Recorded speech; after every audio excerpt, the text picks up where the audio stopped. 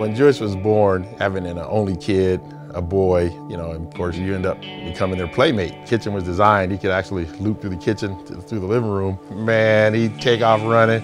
He'd shoot through the kitchen, around the living room, and full speed ahead coming right at you. And he would hit the ground and laughing and giggling. Loved to get hit. For me, I loved it because, I was kind of the same way. I just love, banging bodies and contact. It's kind of neat when you see traits in your kid that kind of remind you of yourself.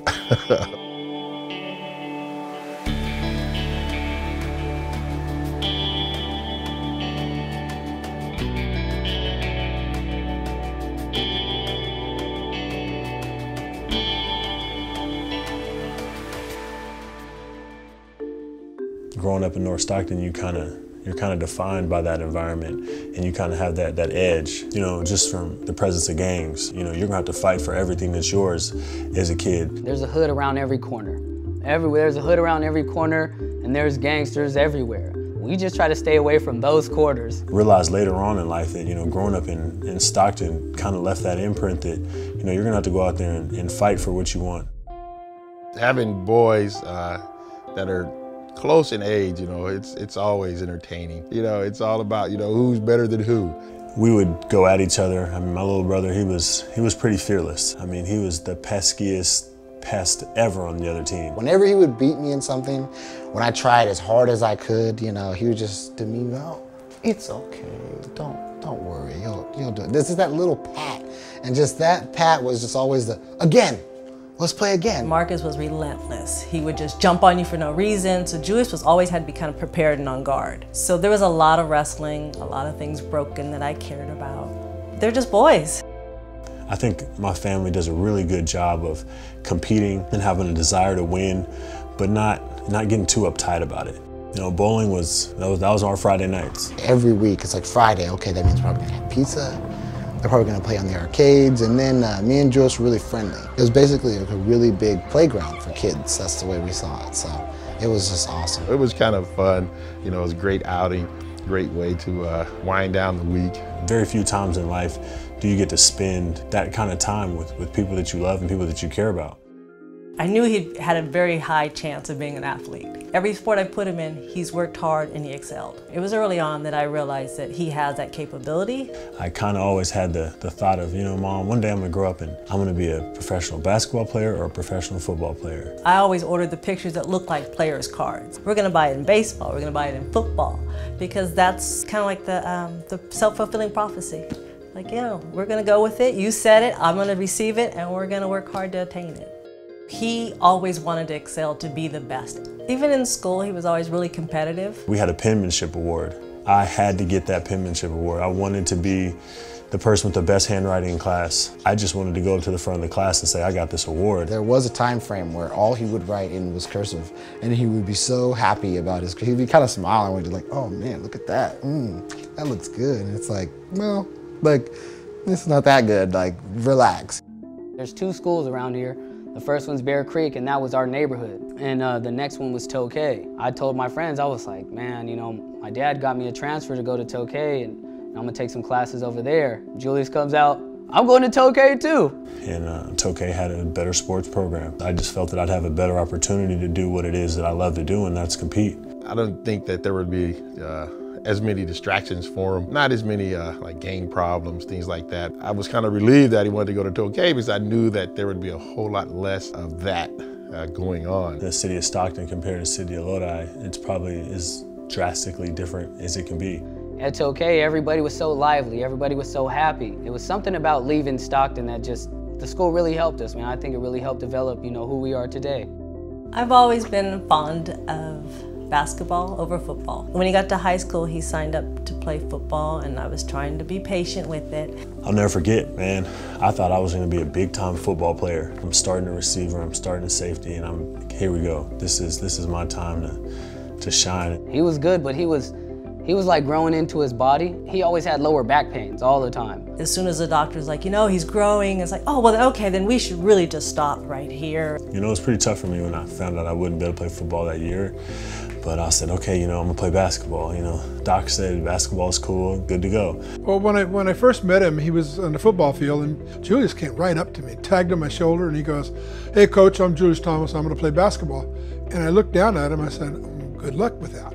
So what are you going to play? And his attitude was, I'm going to play whatever I can. My whole freshman year, that's kind of, you know, where it switched. Really dedicated myself to becoming a good basketball player. And I mean, a lot of that credit goes to Coach Mack. He did not start on the basketball team, and he was on the freshman basketball team.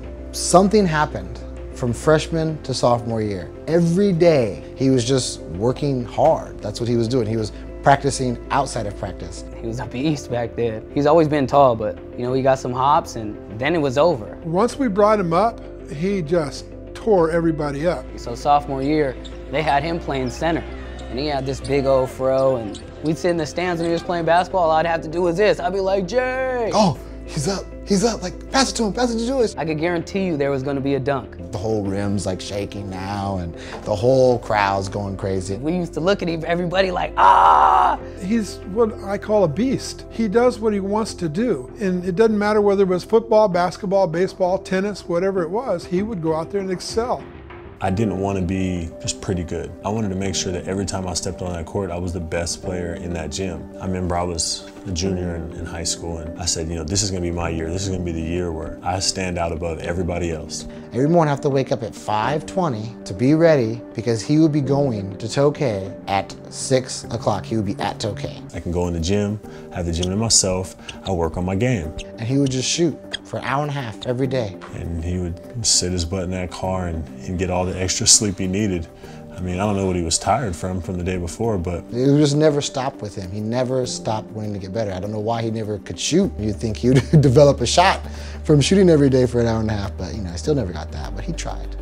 Okay's winning now, and hey, you know, we're not intimidated by anybody here. We're good, you know, we're gonna go out here and compete, you know. But it was pretty much the same, like 6 players every year that just progressed. And by senior year, it was like watching a college team go out there. We were getting better and better every year.